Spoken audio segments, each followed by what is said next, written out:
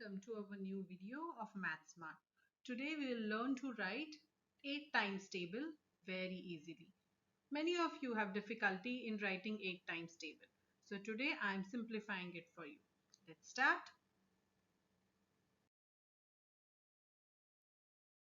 Okay, you will never forget the 8 times table now. Okay, let's start.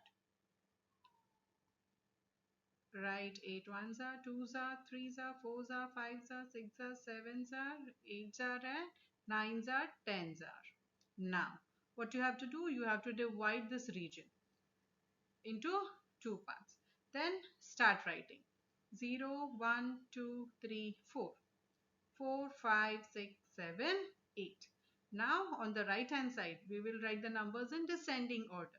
8, 6, 4, 2, 0. Again the same, repeat. 8, 6, 4, 2, 0. Your 8 times table is ready. Easy?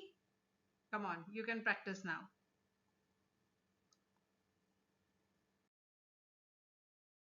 Thank you for watching this video.